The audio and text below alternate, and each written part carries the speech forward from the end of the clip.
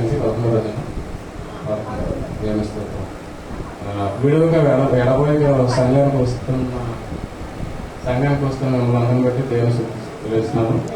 ఇక్కడ ఎవరైతే వాక్యం చెప్తున్నారో వాక్యాన్ని చెప్పేవారు మొహాలు కాకుండా దయచేసి, ఎందుకంటే ఇక్కడ అనేక కొత్త స్పీకర్లకి సమయం ఇవ్వబడుతుంది కాబట్టి నేను పర్టికులర్గా చెప్పేదంటే ఎవరు మాట్లాడుతున్న వాళ్ళు మొహాలు మానేసి మా మొహాలు తెరేసేసి దేవుడు మాట్లాడతాడేమో అని ఆశపడి చూద్దాం.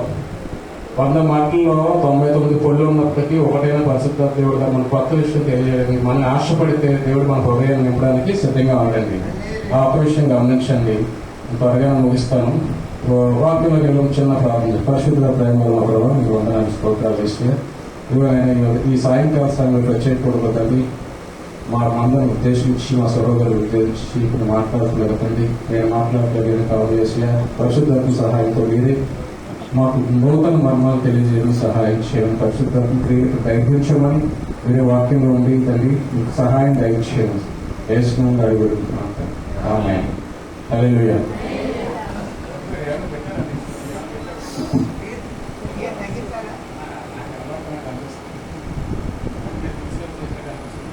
హల్లెలూయా.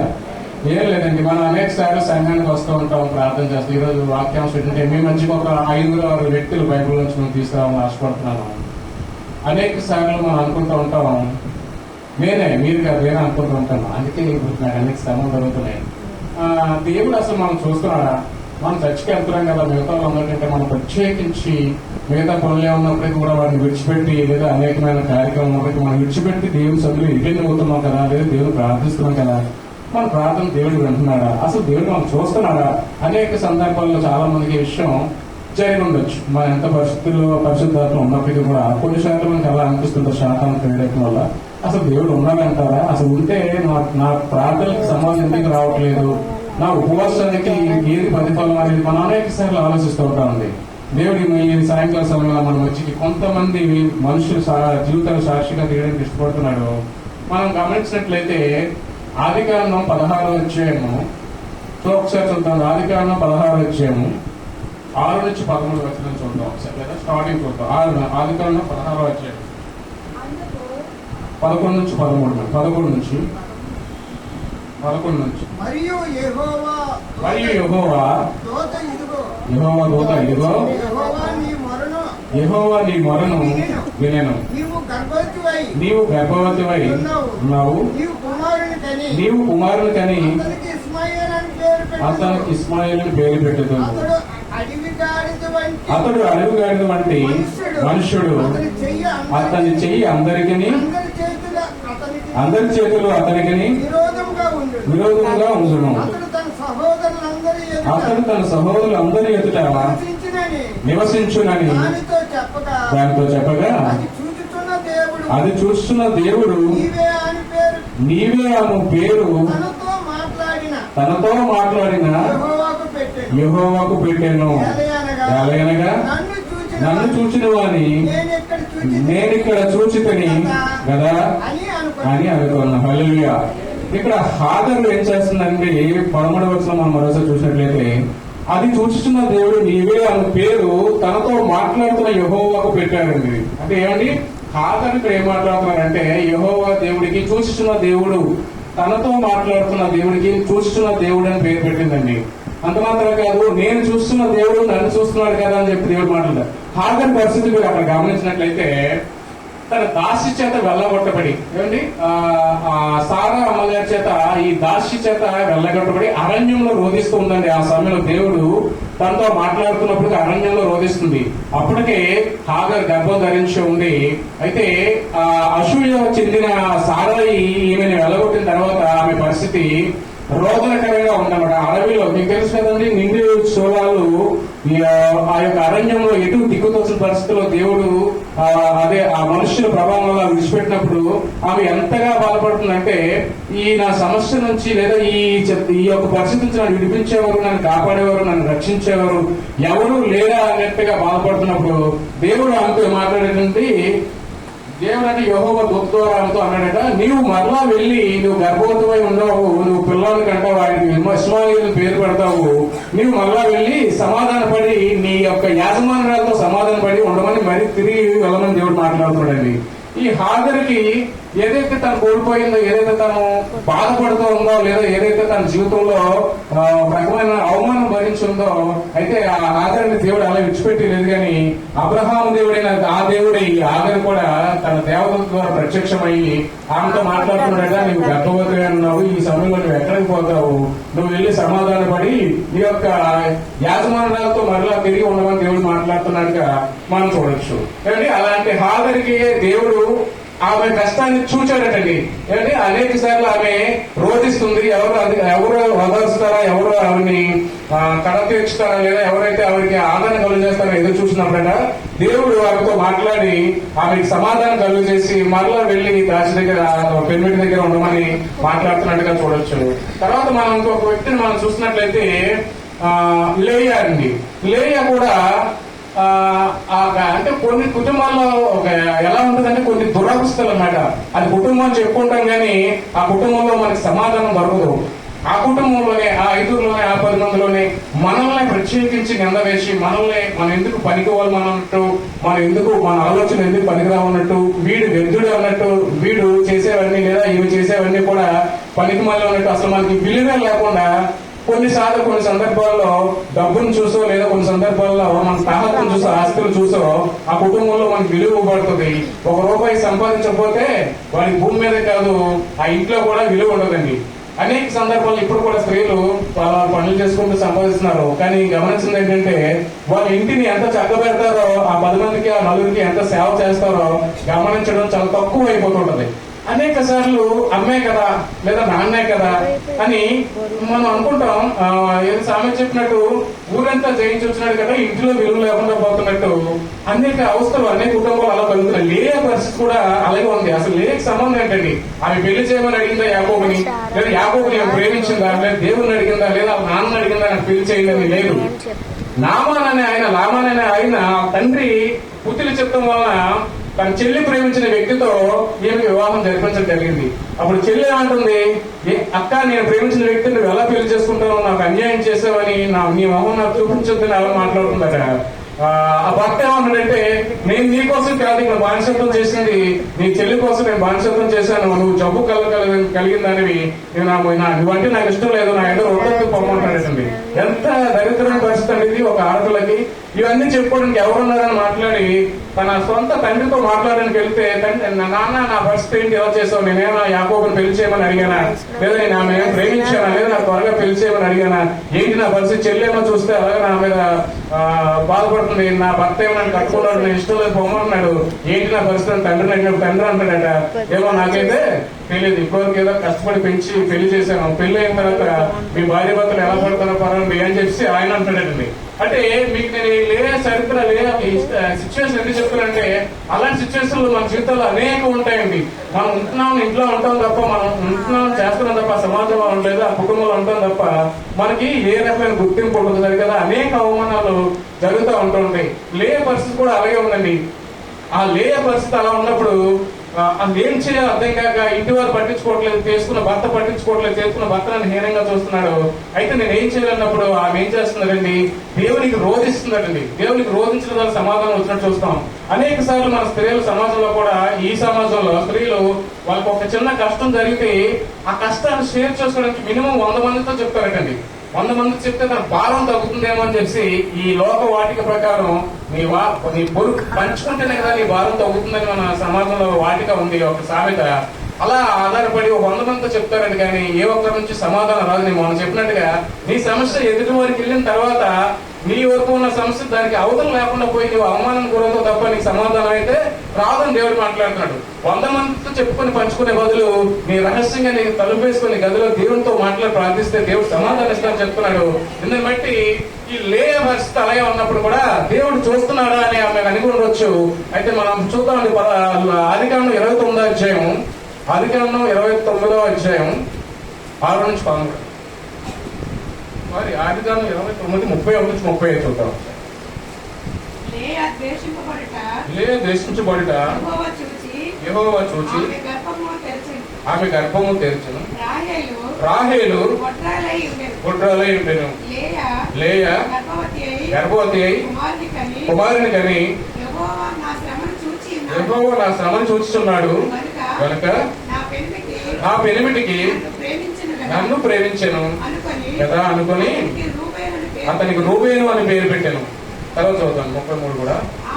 ఆమె మరలా గర్భవతి అయి కుమారుని కని నేను దేశింపబడుచున్న సంగతి యెహోవా విన్నాడు కనుక ఇతని కూడా నాకు దయచేసి అనుకుని అతనికి షిమ్యోను అని పేరు పెట్టాను. హల్లెలూయా. దేవుడు ఏం మాట్లాడుతుంటే లేయా ద్వేషించబడ్డ ఆయన చూచాడటండి. కానీ లేయా ఎవరితో దేశించబడి చెప్పాను కదా, సొంత కుటుంబకులే తన చెల్లి చేసుకున్న భర్త లేదా తండ్రి కన్న తండ్రి ద్వారానే ఆమె ద్వేషింపబడుతుందట. ఏమంటే స్త్రీలకి ప్రాముఖ్యంగా ఎన్ని విషయాల్లో మనం చూస్తున్నప్పుడు కూడా వివాహ వ్యవస్థలో పెళ్ళైన తర్వాత జనరల్ గా స్త్రీలు పెద్దగా ఏం కోరుకోరు. చెప్పు ఒక చదువుకొని లేదా ఒక భర్తను పెళ్ళంటే ఆ కుటుంబాన్ని బాగా చూసుకోవాలని అదొక పెద్ద ఏమిగా ఉంటది. అయితే ఆ లేయర్ చూసినప్పటికే అదే సక్రమంగా జరగట్లేదు.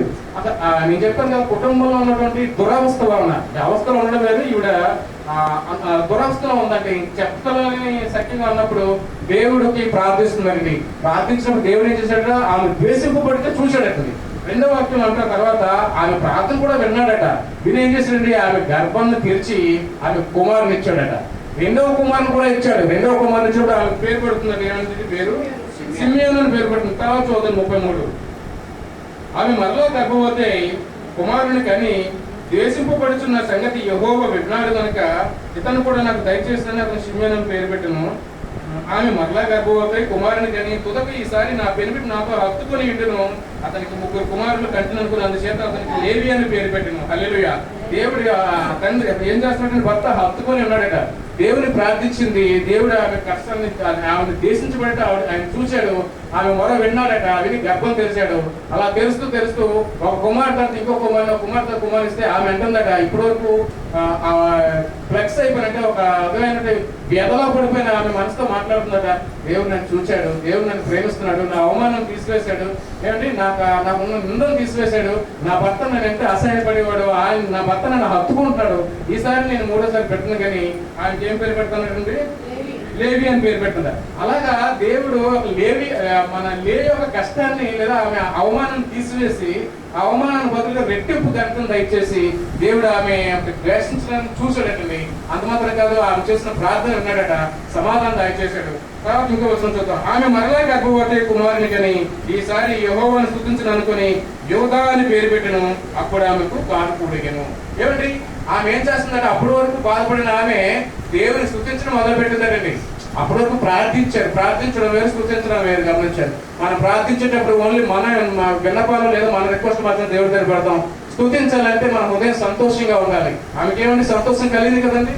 ఈ 35వ వచనం వచ్చినడికి ఆమె సంతోషపడట, ఈసారి కుమారుని కంటాను కానీ యోధా గోత్రపు సింహాన్ని కానీ యోధా అనే పేరు పెట్టి ఆమె భర్తకు దగ్గరగా హత్తుకున్నట్టుగా ఇక ఆశీర్వాదం నాకు చాలు దేవుడా ఆమె స్తుతిస్తున్నట్టు. ఆమె ఏంటంటే, నేను ఎందుకు పడుతున్నాను నా జీవితంలో, నా దుర్భరమైన ఎడారులాంటి జీవితంలో నేను ప్రార్థించగలను, నన్ను చూచావు, నా కష్టాన్ని చూసావు, నన్ను దేశించడం, నా కుటుంబం చేత నేను దేశించబడుతున్నప్పుడు నువ్వు చూచావు, ఏమంటే నా ప్రార్థన మొర విన్నావు. అనేక మంది నా భర్త నన్ను ప్రేమిస్తున్నాడు, ఏమంటే నా కుటుంబం నాకు సమాధానంగా ఉంది, నేను ఎంతమంది కుమారులు కలిగి ఉన్నానని ప్రార్థిస్తా ఉన్నదండి.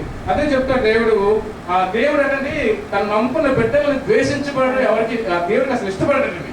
ఒకటి నీకు అవమానం జరిగినప్పుడు మనం అనుకుంటా దేవుడు నన్ను విడిచిపెట్టాడేమో, దేవుడు నన్ను చూడట్లేదేమో అనుకుంటా. కానీ దేవుడు అంటే ఒక సమయం నేను హెచ్చించే దినం వచ్చినప్పుడు ఖచ్చితంగా ఆయన తలంపులు మీ మీద ఉన్నప్పుడు మిమ్మల్ని ఖచ్చితంగా హెచ్చిస్తాను దేవుడు మాట్లాడతాడు. అంత మాత్రం కదట, దేవుడి యొక్క పిల్లలు ద్వేషించబడటం ఆయన చూడడానికి ఇష్టపడట్లేదండి. ఎగ్జాంపుల్ ఏంటంటే, అదే అంత మాత్రం కాదు, దేవుడు చేసిన సూచనలు కానీ దేవుడి యొక్క ఆశ్చర్యాలు కూడా కొంతమంది అవమానిస్తుంటాం. మనం అనేక సార్లు టీవీలు చూసినప్పుడు ఏదో ఆవిడ అలాగా పరిశుద్ధాత్మ నిజంగా వచ్చిందో అలా గెంతులేసి పడిపోతుంది, వెనకాల ఎవరో తోస్తారు, ముందు ఎవరో తోసేశారు, లేదా పరిశుద్ధాత్మ లేదు అని మనం దేవుడి యొక్క క్రియల్ని అవమానకరంగా మాట్లాడుతుంటాం. కానీ దేవుడు ఏం మాట్లాడుతుందంటే, నయమోన్ అనే ఆయన, నయమాను పుష్టి కలిగిన నయమాను 2వ రాజుల 25వ గ్రంథంలో ఉంటుంది. ఆయనట యొక్క నదిలో 3 సార్లు మునగమంటే తన స్వాభావికంగా ఆయనకి సైన్యాధిపతి కాబట్టి తన స్వభావ సిద్ధంగా ఆత్మ మాట్లాడుతున్నప్పుడు ఏంటి మా ఊర్లో నదులు లేవా, మా దేశంలో నదులు లేవా, ఆ నదిలో నేను మునగాల 3 సార్లు మునగాల, మునిగితే స్వస్థ దొరుకుతుందా, ఆయన వచ్చి చెల్లించి ప్రార్థన చేస్తాడు అనుకున్నాడని చెప్పి అనుకొని ఆయన ఏమంటాడంటే ఆయన దేవుని కార్యం నమ్మలేదు. ముందు మొట్టమొదటిసారిగా నమ్మలేదు. నమ్మకుండా తిరిగి వెళ్ళిపోదాం అని అనుకున్నప్పుడు అయితే దేవుడు మళ్ళా 2వ అవకాశాన్ని ఇచ్చాడు నయమానికి. బేసిక్ గా మనం ఏం చేస్తాం, ఒక ఎవరో మనకు కావాలని వచ్చారు, మనతో వచ్చినప్పుడు మనం చెప్పింది వినకుండా వీడి దగ్గర మ్యాటర్లు అయినట్టు ఉందిలే, వీడికి ఇంకో దగ్గరికి వెళ్దాం అనుకున్నప్పుడు మనకు కోపం వస్తుంది. అరే నా దగ్గరికి వచ్చావు, ముందు నా డోర్ కట్టావు, నేను సహాయం చేస్తాను చేయను నీకు తెలియదు, అయినప్పటికీ కూడా నువ్వు వేరే ఆల్టర్నేటివ్ ఎత్తుకున్నప్పుడు కోపం వస్తుంది. ఎలా ఉంది, నా దగ్గరికి వచ్చినప్పుడు ఏంటి నేను నీటిలో మునగమన్నప్పుడు నువ్వు మునగడానికి నా మాటకి విలువ ఇవ్వలేదే, నీకు నేను ఎందుకు స్వస్థ చేయాలని దేవుడు అనుకోలేదండి. దేవుడు అలా అనుకుంటే ఇవాళకి మన చరిత్రలో దేవుడు నయమాను స్వస్థపరిచేవాడు కాదు, అలాంటి పుష్టితో చనిపోయి ఉండొచ్చు సిరియా దేశంలో. కానీ దేవుడు చాలా ప్రేమ, ఆయన కోపం అంటే నిమిషం మాత్రం ఉంటున్నది, ఆయన దయ 1000 తరములుగా 1000 తరములకు ఉంటుంది. కీర్తన 35 చూద్దాం ఒకసారి. కీర్తన 30 గ్రంథం 5లో చూస్తే దేవుడు తన కోపం అంటే నిమిషం మాత్రం ఉంటుందట. ఆ రకంగానే నయమాను ఆయన మొదటిసారి చెప్పినప్పుడు ఆయన విభేదించినప్పటికీ కూడా ఆయన మరలా ప్రేమించి ఆయన మనసు మార్చి ఆ నదిలో మునిగి ఆ కుష్ఠరోగాన్ని కోల్పోయినట్టు వదిలించుకున్నట్టుగా మనం చూడొచ్చు. మీరు దేవుడు అదే మా కీర్తన గ్రంథం 35 చూసారండి.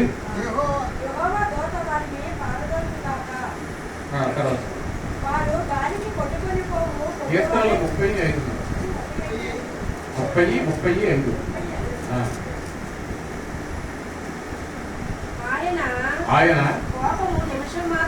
ఆయన కోపం నిమిషం మాత్రం ఉండను, ఆయన దయ ఆయుష్కాలం అంతయు ఉండేనండి. చూసారండి నయమాన్ని ఆయన స్వాభావికంగా వచ్చినట్టు ఆలోచన తప్పున ఆయన ఒకసారి దేవుని యొక్క ఆ సూచక్రియలు అద్భుతాలు వ్యతిరేకించినప్పుడు కూడా దేవుడు ఆ నిమిషం మాత్రం కోపడినప్పుడు కూడా ఆయన దయగా మనకి అనేక సార్లు మనం కూడా అలా చేస్తుంటామండి. దేవుని విడిచిపెట్టి దూరంగా పోతూ ఉంటాం. ఒకసారి దేవుడు మనం చూడలేదు అనిపిస్తుంటది, దేవుడు మన జీవితంలో ఏమీ చేయలేదనిపిస్తుంది. కానీ నువ్వు అనుకున్నప్పటికీ నువ్వు మన పాటలో పాడతాం కదని నువ్వు నేను చూసినా చూడపని నువ్వు నన్ను చూస్తూనే ఉంటావు, నేను ప్రేమించిన ప్రేమించు నన్ను ప్రేమిస్తూనే ఉంటావు, ఎంత గొప్ప దేవుడు అని పాడినట్టుగా ఆ క్రియలు వాళ్ళు జరుగుతుంటాయి. దేవుని యొక్క ఆశ్చర్య క్రియలు మనం గమనించకుండా వాటిని హేళన చేయొద్దని దేవుడు మాట్లాడుతున్నాడు. అలా నయమాన్ జీవితంలో అలాగే జరిగింది. ఇంకొకసారి మీరు చూసినట్లయితే 2వ రాజులు 2వ గ్రంథం 23-24లో ఎలీషాని కొంతమంది బాలు కట్టండి బోడివాడ అని విమర్శిస్తూ ఉన్నప్పుడు ఆ దేవునికి కోపం వచ్చి ఎలుగుబంటికి ఆజ్ఞాపించగా వారిని వచ్చి తినేసేయటండి. అదే మొదలు ఆ బాలుని 46 మంది ఏదైనప్పటికీ కూడా ఆ బోడివాడ అని దేవుని సేవకుని విమర్శించినప్పుడు ఆ దేవుడు వారికి ఎలుగుబంటికి ఆజ్ఞాపించగా వారిని వచ్చి తినేసినట్టుగా మనం చూస్తాం. 2వ రాజులు 23-24 ఉంటుందండి. అది ఓన్లీ నేను రెఫరెన్స్ కోసం చెప్పాను. అంటే దేవుని యొక్క సూచక్రియలని మనం విమర్శించకూడదు, దేవుని యొక్క క్రియలను నమ్మాలి. ఒకటి, నువ్వు దేవుడు నన్ను చూడట్లేదు అనుకుంటున్నావు. 2, ఆయన చేస్తున్న కార్యాలు మీరు గమనించలేకపోతున్నారండి. అట్టి పరిస్థితుల్లో ఇవన్నీ మనం గమనించినట్లయితే హాగరు యొక్క జీవితం కూడా, హాగరు ఎలాంటి కష్టపడిందండి, కుటుంబ వ్యవస్థలో కష్టపడింది. కుటుంబంలో ఒక దాసి తన యాజమాన్యం దాన్ని వెళ్ళగొట్టేయడం, లేదా అబ్రహాము ఆగరు సహాయకుల సంస్థ 2 లేయా అబ్రహాము లేదా రాచేలు ఇరాహేలు వీళ్ళంతా కుటుంబ సమస్యలు మనం చూడొచ్చు. తర్వాత 3వ వ్యక్తి మీకు పరిచయం చేస్తాను. అదే ఆదికాండము 31వ అధ్యాయం అండి. ఆదికాండం 31వ అధ్యాయము 6-13 చూద్దాం.